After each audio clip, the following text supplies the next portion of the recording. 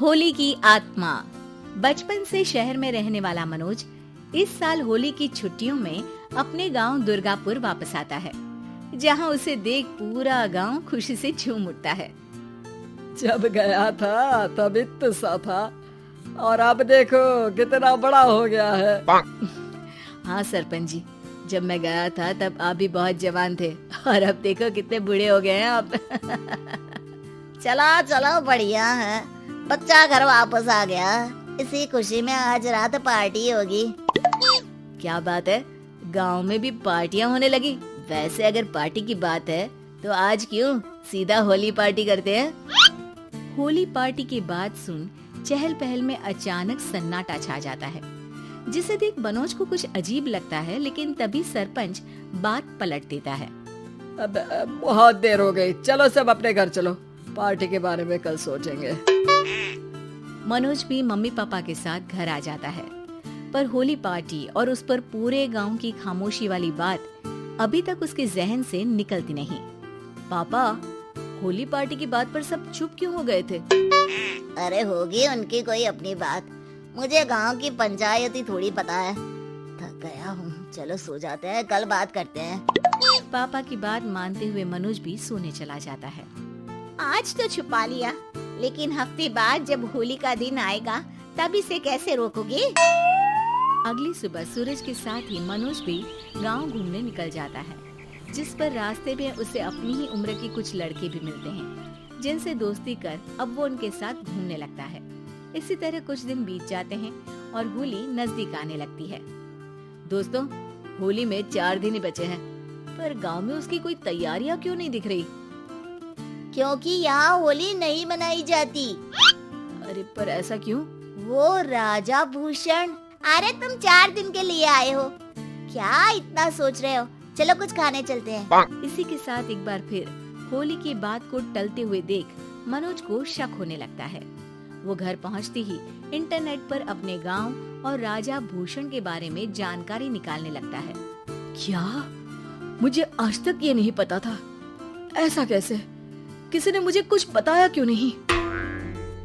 सारी जानकारी लेने के बाद मनोज गांव वालों या अपने मम्मी पापा से कुछ पूछे बिना खुद ही उसकी सच्चाई के बारे में छानबीन करने लगता है, जिसके चलते वो राजा भूषण की हवेली में पहुंचता है। वाह, क्या हवेली है यार! पर क्या यहाँ सच में कोई भूत है? हेलो भूत जी, कोई है क्या? हम इस साल गांव में होली सेलिब्रेट कर रहे हैं, क्या आप उस पर थोड़ा इंटरव्यू देंगे? मनोज के ऐसा बोलते ही गांव में तूफान उठ जाता है और हवेली में रखी सारी चीजें हिलने लगती है। एक अदृश्य शक्ति मनोज को धक्का देकर हवेली से बाहर निकाल दरवाजा बंद कर लेती है। ये सब देख मनोज हैरान रह जाता है। क्या अभी मुझे हवा ने धक्का देकर बाहर निकाल दिया?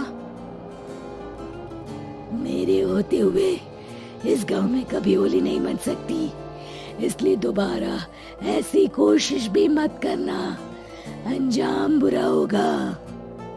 आवाज सुन मनोज हैरानी से इधर उधर देखने लगता है, पर उसे कोई दिखाई नहीं देता। वो गांव वापस आ जाता है, जहां तूफान की वजह से सब कुछ तहस महस हो चुका होता है। आखिर ये तूफान आया कैसे?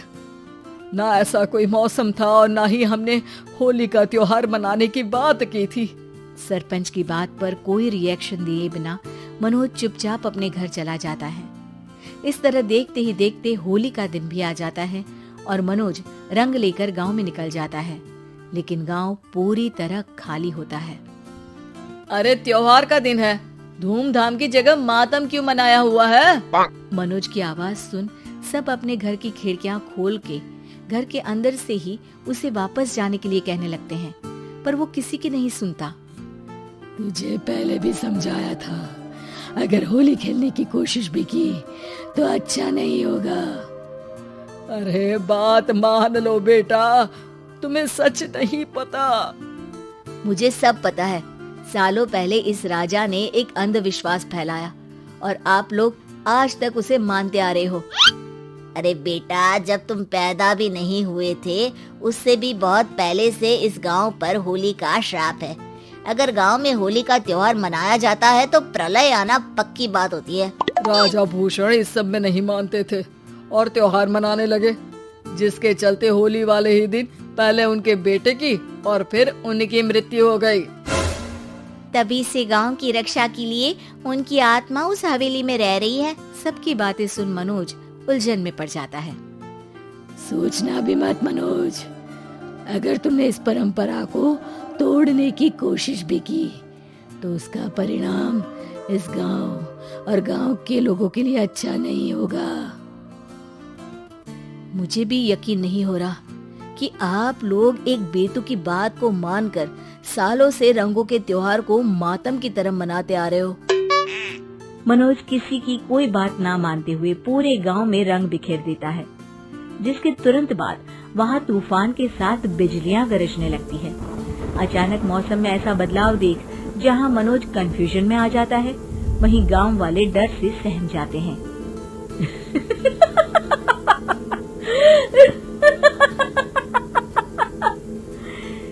इस लड़के ने हमारे जैसे सिर्फ अपने स्वार्थ के लिए नहीं बल्कि पूरे गांव की खुशियों के लिए यहाँ होली मनाई है, जिस वजह से अब इस गांव पर होली का श्राप टूटता है।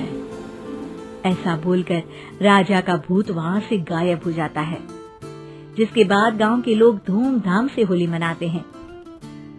खुशियों के रंग गांव में बिखरे ही होते हैं कि अगली सुबह अचानक मनोज कहीं गायब हो जाता है और एक बार फिर गांव में होली का नया राज शुरू हो जाता है।